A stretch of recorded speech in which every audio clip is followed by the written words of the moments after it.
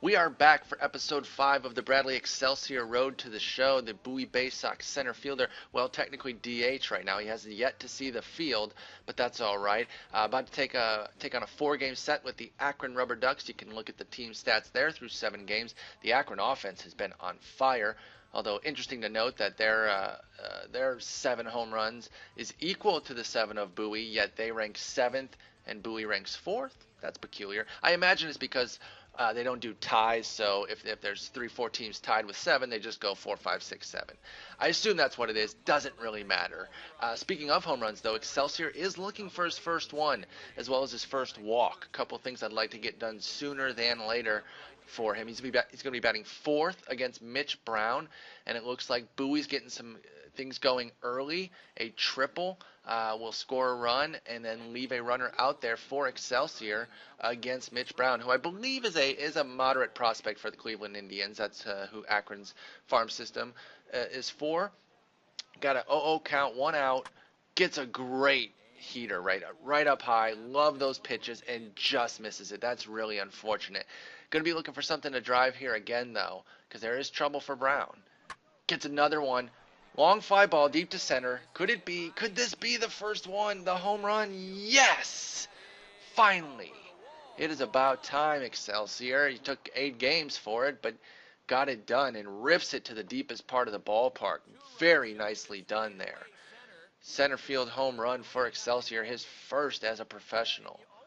Great work there, and of course drives in Britton, so it's 2 RBIs. Let's jump into the 3rd inning here, and second at bat, of course. Bowie's doing pretty well early on against Mitch Brown. 3-0 lead early. Nobody on, nobody out. Gets that high cheese. Can he do something with it? Rips it into right for a nice little base hit.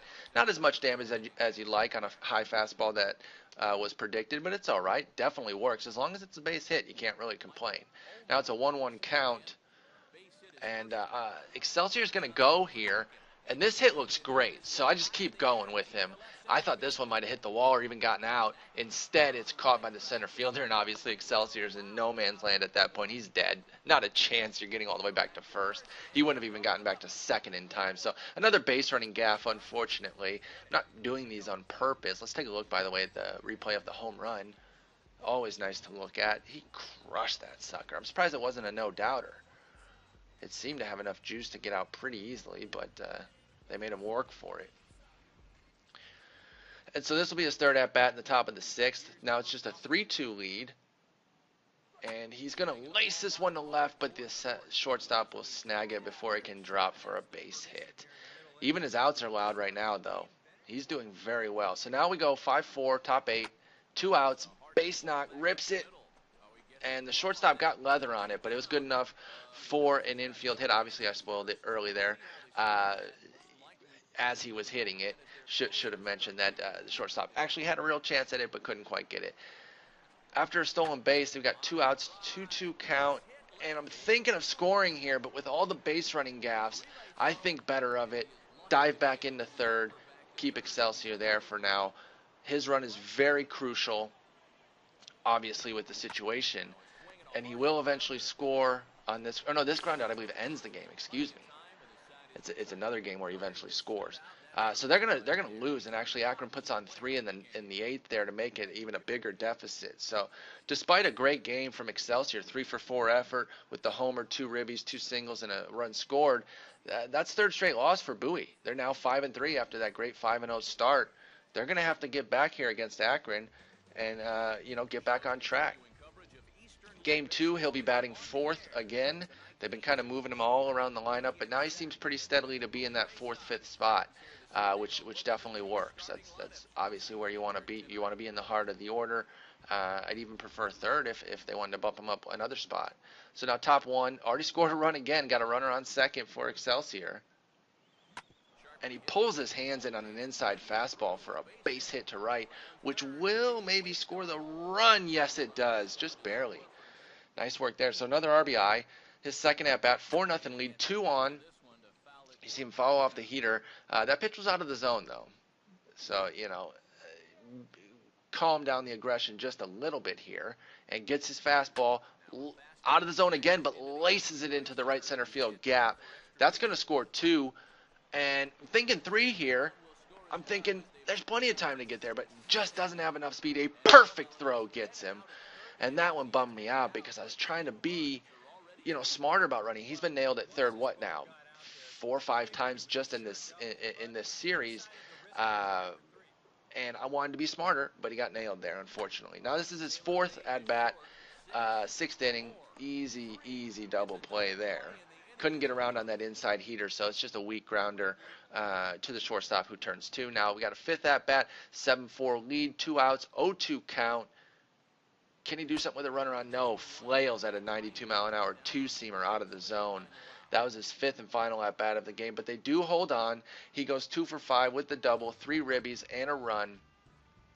And the team gets off the schneid now, finally picking up another W.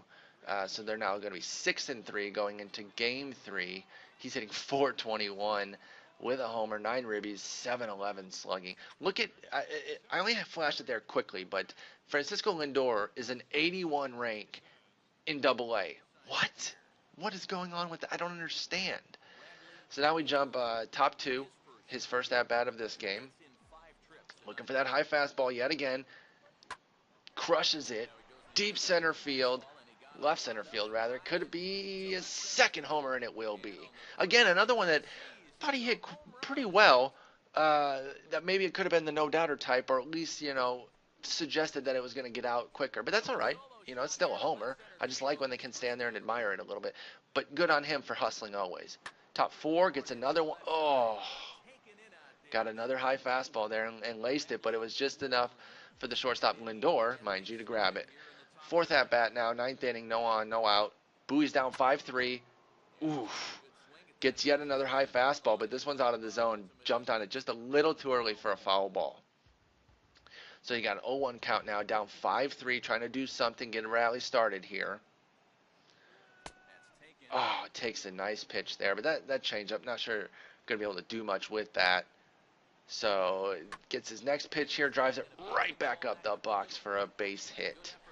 So now got a base runner on, got a chance.